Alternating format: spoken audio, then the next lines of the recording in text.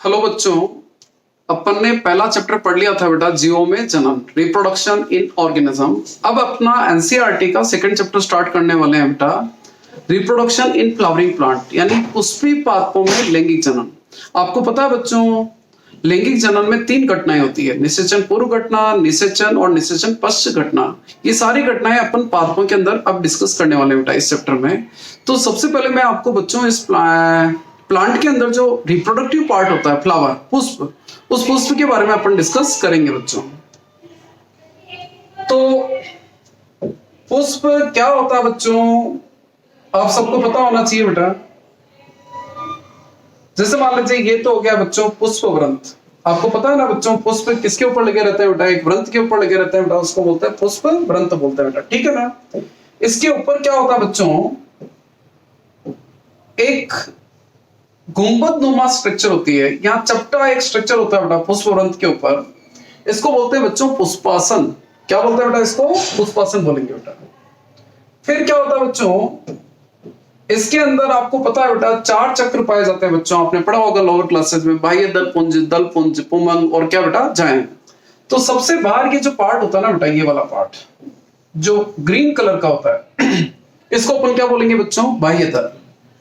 फिर आपको पता है बच्चों, इसका कलरफुल पार्ट आता है बेटा फ्लावर का, इस कलरफुल पार्ट को अपन बोलेंगे बच्चों क्या बेटा, दलपुंज। क्या बोलेंगे बच्चों, इसको दलपुंज, ठीक है ना। एक चीज ध्यान रखना बेटा, ये बाह्य दल, पुमंग, जायांग, ये सारे भाग किसके ऊपर लगे रहते हैं बेटा, पुष्पासन, जिसको थैलेमस भी बोलते हैं बेटा, इसीलिए नाम दिया पुष्पासन, पुष्प का आसन, यानी पुष्प के सारे अंग इसी के ऊपर लगे रहते हैं बच्चों, ठीक है ना। इसके बाद देखो बच्चों, और कौन सा पार्ट होता है बच्चों, जो नर जननांग होता है बेटा, नर जननांग को बोलते हैं बेटा पुमंग। और ये पुमंग का मैं एक सदस्य बना रहा हूं बच्चों, इसको बोलेंगे अपन पुंकेसर। एक सदस्य को क्या बोलते हैं बच्चों, पुंकेसर। तो ये हो गया बच्चों अपना क्या बेटा, पुंकेसर, ठीक है ना बेटा। और बीचों बीच जो होता है बेटा, इसका मादा भाग होता है बच्चों, ये वर्तिकाग्र पढ़ा होगा आप लोगों ने लोअर क्लासेस में, ये वर्तिका पढ़ी होगी बच्चों, और ये फाइनली पढ़ा होगा बच्चों आपने अंडाशय। तो बेटा मैं ये कह रहा हूं कि ये बाह्य दल, पुंकेसर और ये क्या बच्चों अपना जायांग, ये सारे भाग किसके ऊपर लगे रहते हैं बेटा, पुष्पासन पर, इसीलिए इसको क्या बोलते हैं बच्चों, पुष्पासन बोलते हैं बेटा, ठीक है ना। यदि लेबलिंग देखना चाहो तो बच्चों इधर देखिए बेटा, ये तो हो गया बच्चों अपना क्या बेटा, पुष्प व्रंत, ये हो गया बच्चों पुष्पासन, पुष्पासन, जिसको अपन थैलेमस भी बोलते हैं बेटा। क्या बोलते हैं बेटा, थैलेमस। ये वाला जो पार्ट हो गया बच्चों, ये हो गया अपना बाह्य दल, बाह्य दल, जिसको अपन कैलिक्स भी बोलते हैं बच्चों। और ये हो गया बच्चों अपना क्या बेटा, दल। एक एक सदस्य को बोलते हैं बेटा, ठीक है ना। पूरे ग्रुप को क्या बोलेंगे बेटा, बाह्य दल पुंज बोलेंगे। दलों के ग्रुप को क्या बोलेंगे बच्चों, दल पुंज। मैं एक एक सदस्य के नाम बता रहा हूं बेटा, ठीक है ना। ये अपना नर जननांग है बच्चों, जिसको अपन पुमंग, सारे सदस्यों को मिलाकर के तो पुमंग बोलेंगे, और एक सदस्य को बोलते हैं बच्चों पुंकेसर। तो ये हो गया बच्चों अपना क्या बेटा, पुंकेसर। और ये इसका मादा भाग होता है बच्चों, जिसको अपन अंडप बोलते हैं। एक सदस्य को क्या बोलेंगे बच्चों, अंडप। और पूरे ग्रुप को बोलते हैं बच्चों जायांग। क्या बोलते हैं बेटा, जायांग। इसके 3 भाग होते हैं बच्चों, एक तो वर्तिकाग्र, ये वर्तिका, और ये क्या बच्चों, अंडाशय होता है, ठीक है ना। तो एक तो पुष्प के बारे में आपको बेसिक स्ट्रक्चर आपको पता होना चाहिए बच्चों। आपने पढ़ा होगा बच्चों, ये दल और बाह्य दल दोनों, ध्यान रखना बच्चों, सहायक चक्र होते हैं, सहायक चक्र। और ये जो अंडप और पुंकेसर है, यानी नर जननांग और मादा जननांग जो है बेटा, ये जो चक्र होते हैं बच्चों, ये क्या होते हैं बेटा, आवश्यक, आवश्यक चक्र होते हैं बेटा। क्या मतलब हुआ बच्चों, सहायक चक्र और आवश्यक चक्र का मतलब ये होता है बेटा, सहायक चक्र यानी जो लैंगिक जनन में सहायता प्रदान करते हैं। आपको पता है बच्चों, दल कीटों को आकर्षित करता है, परागण में सहायक करेगा, ठीक है ना।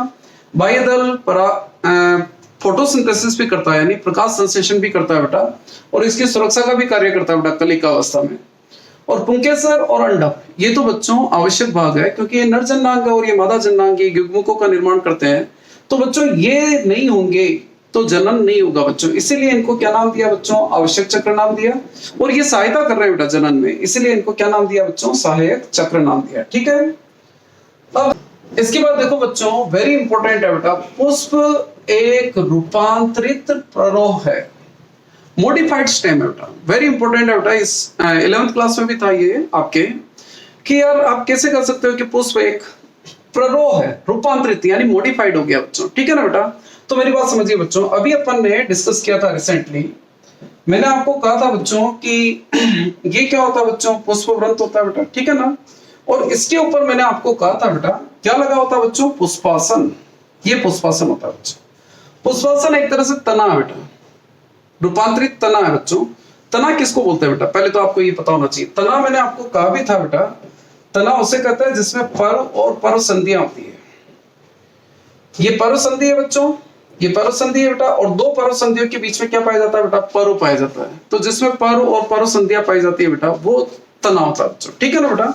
एक और चीज है बेटा बच्चों, ये जो पर संधियां होती है ना बेटा, इन पर संधियों पर ध्यान रखना, पत्तियां पाई जाती है बेटा, ठीक है ना। अब क्वेश्चन ये राइज होता है कि यार ये कैसे तना हो गया बेटा।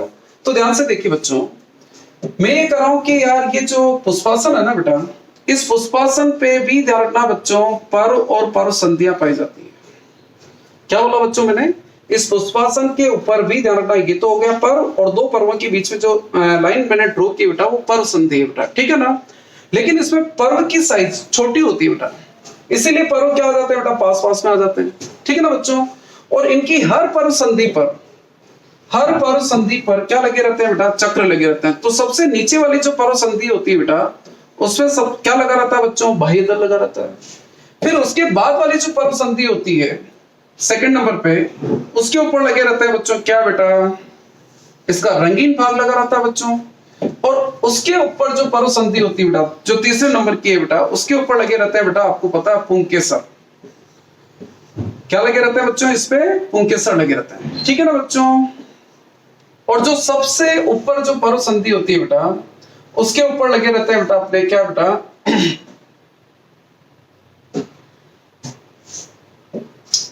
जायांग लगा रहता है बच्चों।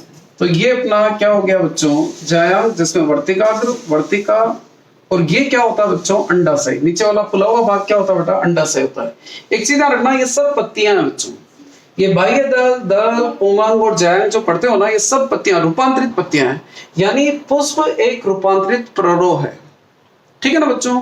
तो इसकी थ्योरी मैंने यहाँ पर दे रखी बच्चों। मैंने आपको पहले ही कहा बेटा, पुष्प कहाँ लगा रहता है बेटा, पुष्पवृंत पर। पुष्पवृंत का जो स्वतंत्र सिरा होता है, पुष्पवृंत का देखो ये स्वतंत्र सिरा होता है, इसको अपन ने क्या नाम दिया बच्चों, पुष्पासन। मैंने आपको कहा पुष्पासन एक रूपांतरित तना है। पुष्पासन एक क्या बेटा, रूपांतरित तना है, जिसके ऊपर पर्व और पर्व संधियां होती है। पर्व और क्या पाई जाती है बच्चों, पर्व संधियां पाई जाती है, ठीक है ना। और इन पर्व संधियां में मैंने आपको कहा था बच्चों, पर्व संधियां बहुत पास पास में होती है, क्योंकि पर्व का जो आकार है बेटा, वो बहुत छोटा होता है बेटा, इसलिए पर्व संधियां क्या आ जाती है बेटा, पास पास में आ जाती है बेटा, ठीक है ना। और इन पर्व संधियों पर क्या लगी रहती है बेटा, रूपांतरित पत्तियां लगी रहती है बेटा। तो चार प्रकार के बताए थे मैंने, बाह्य दलपुंज, दलपुंज, पुंकेसर और क्या बेटा, जायांग। यहाँ से आप थ्योरी कॉपी कर सकते हो बेटा। तो सबसे पहले बच्चों अपन डिस्कस कर लेते हैं बेटा, पुष्प का नर जननांग। एक्चुअली हम लैंगिक जनन में बेटा अपन दो मेन आवश्यक चक्र डिस्कस करेंगे बेटा, एक तो नर जननांग और एक मादा जननांग। तो बेटा आपको पता होना चाहिए बेटा कि पुष्प के नर जननांग को कहते हैं क्या बेटा, पुमंग।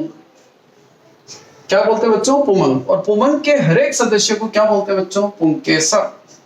और मैंने आपको पहले ही कहा बच्चों, ये पुंकेसर, बाह्य दल, दल, ये सब क्या बेटा, पत्तियां हैं। तो इसका एक और नाम है बच्चों पुंकेसर का, लघु बीजाणु पर्ण। क्या बोलते हैं बच्चों इसको, लघु बीजाणु पर्ण। यदि आपको कहा कि यार बच्चों पुंकेसर की संरचना कैसी होती है बेटा, तो मेरी बात सुनिए बच्चों, पुंकेसर के अंदर दो पार्ट होते हैं। एक तो होता है बच्चों परागकोश, और एक होता है बच्चों पूतंतु। तो ये जो मैंने ऊपर वाला पार्ट बनाया ना बेटा, ये वाला पार्ट, ये है क्या बच्चों, परागकोश, ठीक है बेटा। नीचे ये तंतुनुमा संरचना जो है ना बेटा, ये है बच्चों पूतंतु। क्या बच्चों, पूतंतु। तो क्वेश्चन आ गया यार, पुंकेसर के कितने भाग होते हैं, तो दो भाग होते हैं।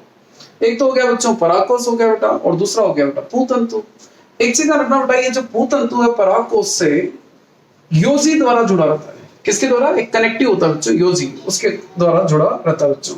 एक और चीज रखना कि यार ये जो परागकोश होते हैं ना बेटा, इस परागकोश में जनरली सामान्यतः दो पालियां होती है बेटा, लेकिन एक कुल है बच्चों मालवेसी। गुड़हल का पुष्प कभी देखा होगा बच्चों आपने, उसके अंदर क्या होता है बेटा, पुंकेसर के अंदर एक ही पाली होती है बेटा, सॉरी परागकोश के अंदर एक ही पाली होती है। यहाँ पर मैंने दो पालियां बनाई बेटा, एक पाली एक्चुअली में उसका यदि फ्लावर देखो बेटा कभी तो उसमें एक ही पाली होती है बच्चों, ये परागकोश होता है, ये पूतंतु होता है बेटा, ठीक है ना बेटा। तो पुंकेसर के कितने भाग हो गए बच्चों, दो भाग हो गए बेटा। अब देखो बेटा यहाँ पर एनसीईआरटी का डायग्राम में लेके आया हूं बच्चों।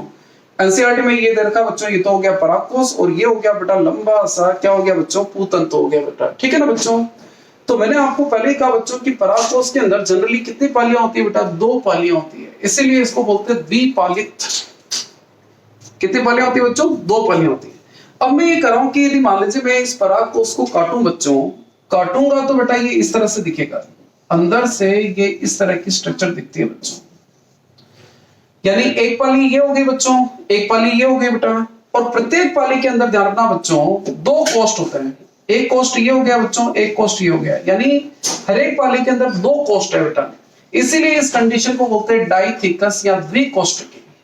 समझ में आ गया बच्चों, ये हो गया बेटा परागकोश और ये पूतंतु। और परागकोश को यदि आप काटोगे बच्चों, परागकोश से मैंने दो पालियां बताई और हर एक पाली के अंदर दो दो कोष्ठ होते हैं बेटा, इसीलिए इस अवस्था को बोलते हैं बेटा डाइथिकस या द्विकोष्ठकी बोलते हैं बेटा, ठीक है ना बच्चों।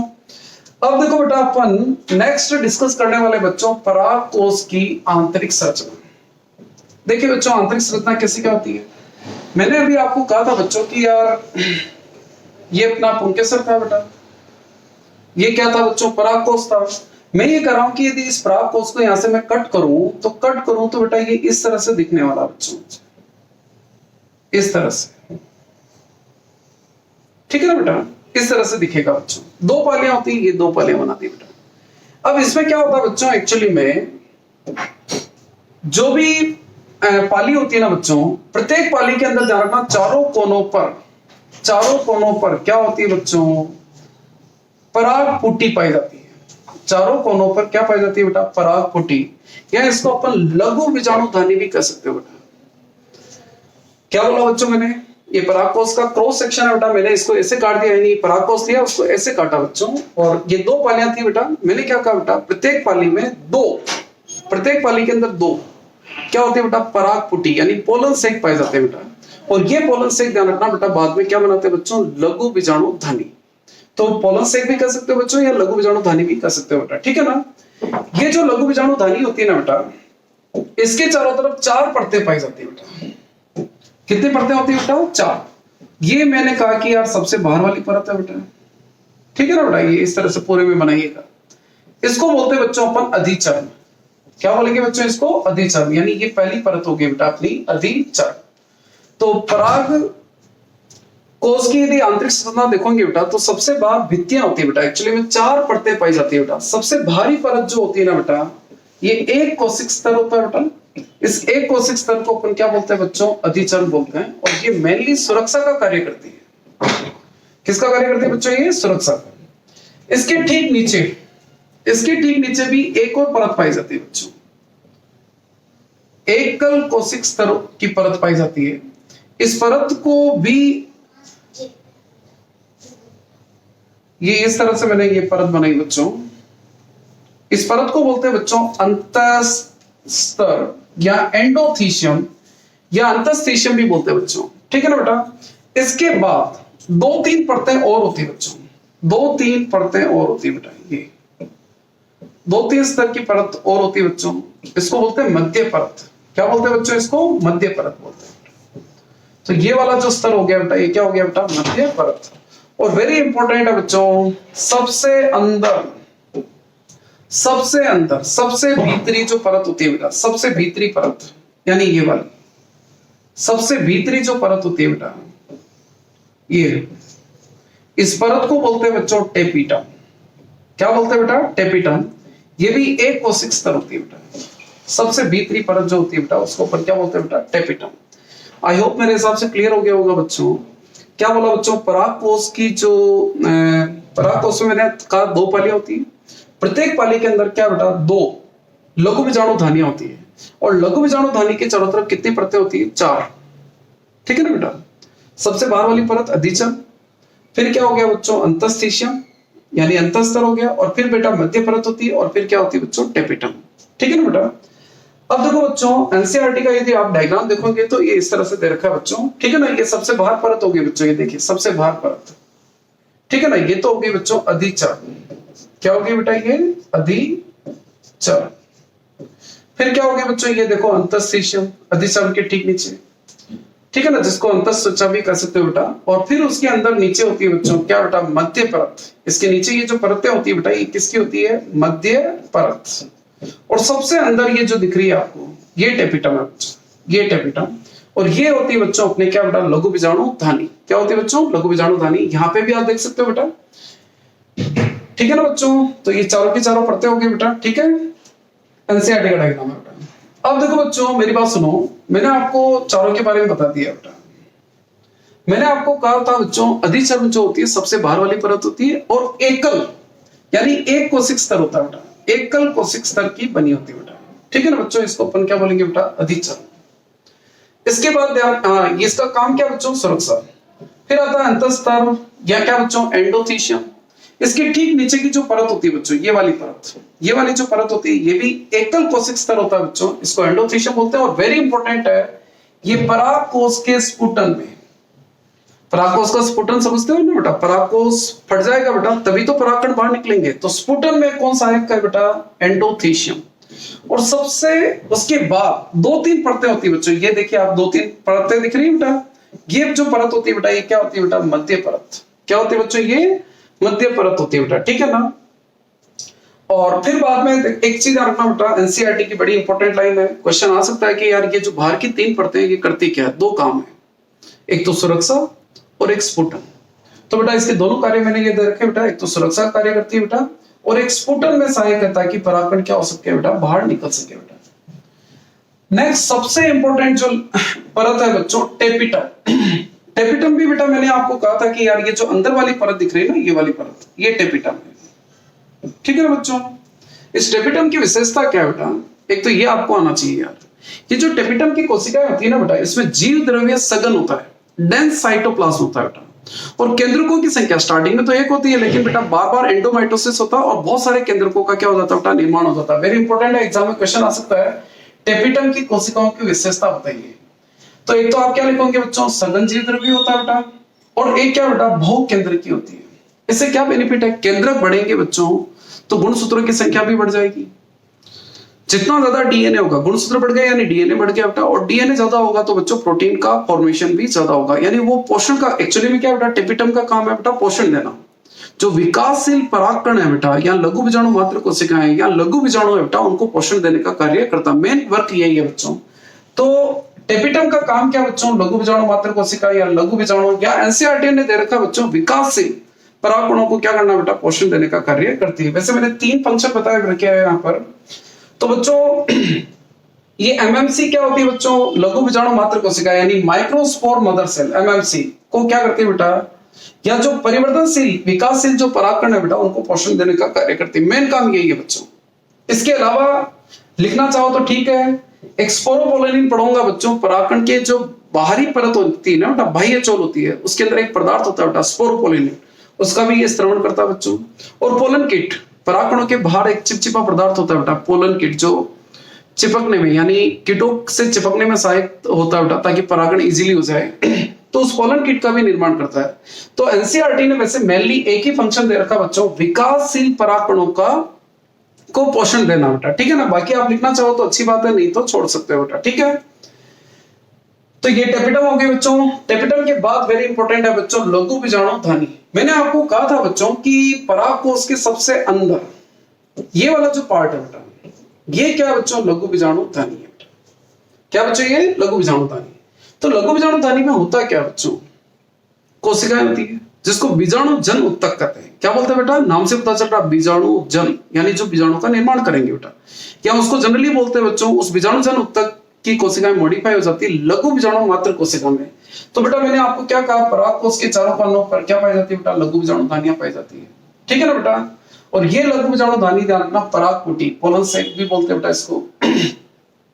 तो मैंने आपको कहा बेटा कि यार 2 पालियां होती है, हर एक पाली में 2 लघु बीजाणु धानियां। तो कितनी लघु बीजाणु धानियां होगी बेटा, 4 लघु बीजाणु धानियां होगी।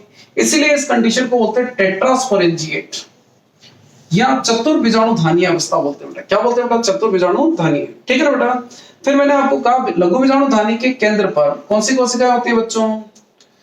बीजाणु जन कोशिकाएं होती है बेटा। और ये बीजाणु जन कोशिकाएं ध्यान रखना बाद में परिवर्तित हो जाती है किसमें? लघु बीजाणु मात्र कोशिका में। क्या बोला बच्चों मैंने? यहाँ पर बीजाणु जन कोशिकाएं होती है जो लघु बीजाणु मात्र कोशिकाओं में क्या हो जाती है बेटा? परिवर्तित हो जाती है बेटा। ठीक है। अब देखो बेटा, तो मैंने आपको अभी बता दिया था बच्चों कि यार अंदर लघु बीजाणु मात्र कोशिकाएं होती है बेटा। लघु बीजाणु धानी के अंदर क्या होती है बच्चों? लघु बीजाणु मात्र कोशिकाएं। लघु बीजाणु मात्र कोशिका, जिसको आप शॉर्ट में बेटा एमएमसी कह सकते हो, माइक्रोस्पोर मदर सेल्स।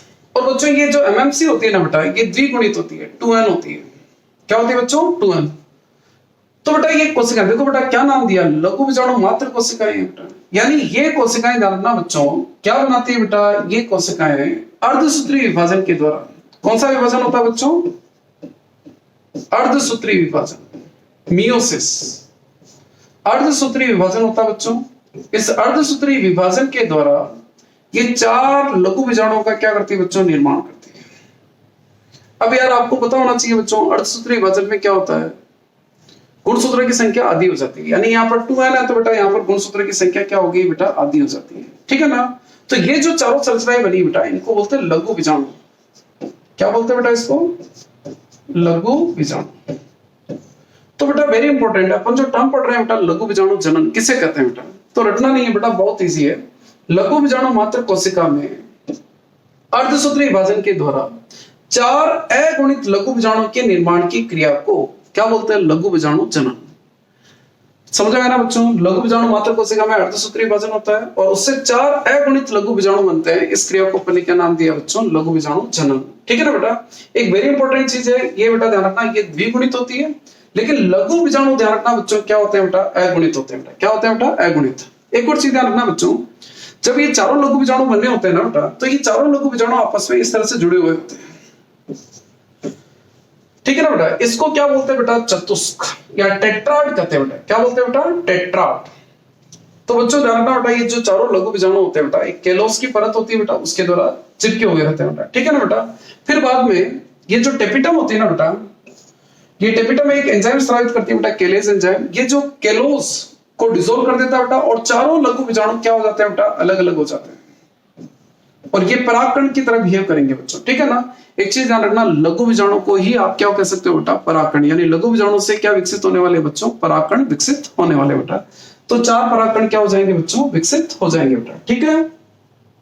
तो ये अपना क्या हुआ बच्चों? लघु बीजाणु जनन।